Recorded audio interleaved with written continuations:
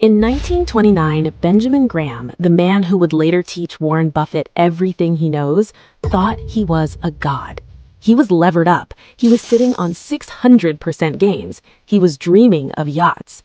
A few months later, he was bankrupt. He later wrote in his memoirs, "I dismissed the risks because the enormous profits made me feel like a genius."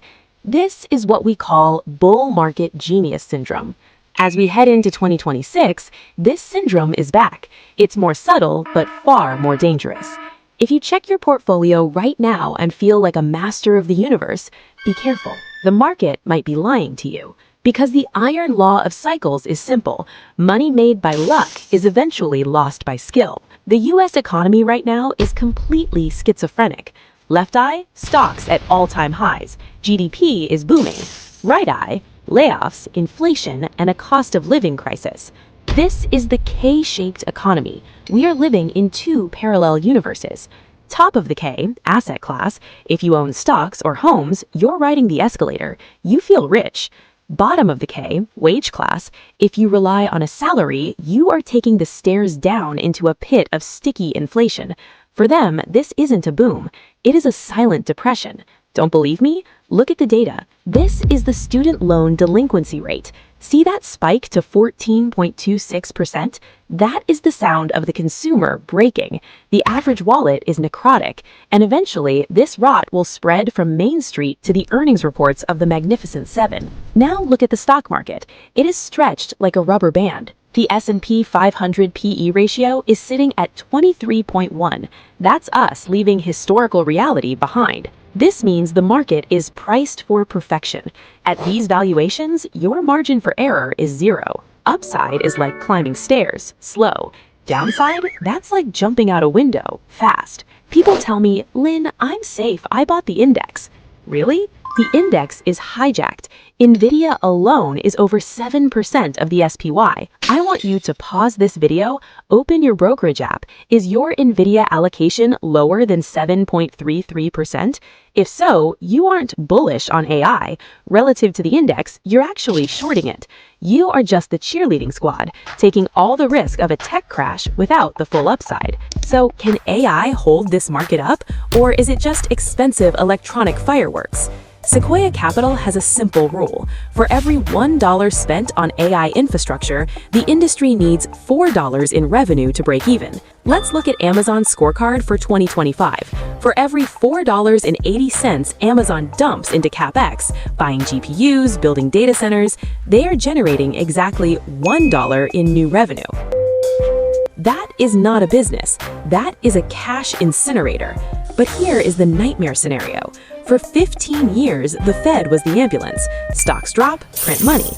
But what happens in 2026 when inflation spikes back to 4% due to tariffs?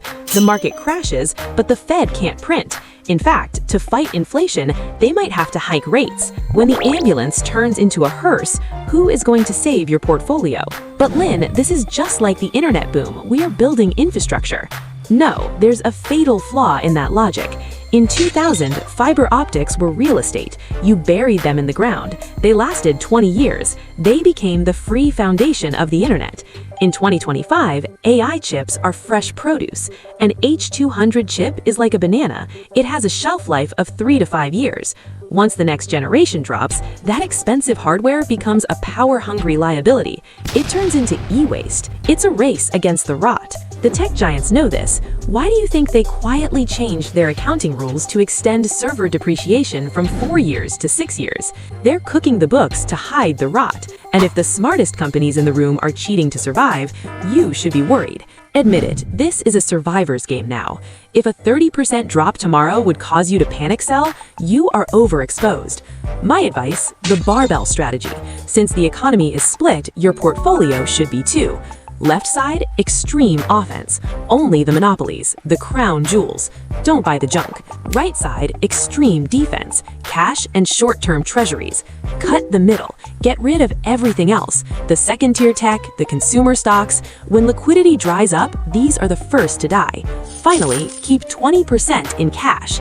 I know cash feels like trash in a bull market, but in 2026, cash is your respawn token. When the bell rings and everyone else is forced to sell at the bottom, your cash gives you the ultimate power, pricing power. You sacrifice a little profit today to buy their blood-soaked shares at a 50% discount tomorrow. Finding the jewels amidst the trash is hard work. That's why I built AlphaPilot, to use AI to filter out 90% of the market noise. If you want to see my 2026 defense watch list, I've linked it in the pinned comment. It's free to check out. Let's end where we started.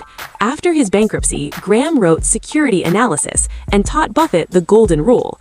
Rule number 1, never lose money. Rule number 2, never forget rule number 1. If the party continues, have fun. But when the music stops, I want you standing on the shore, fully clothed, holding your capital. I'm Lynn. If this video was a wake-up call, hit subscribe. See you in the next one.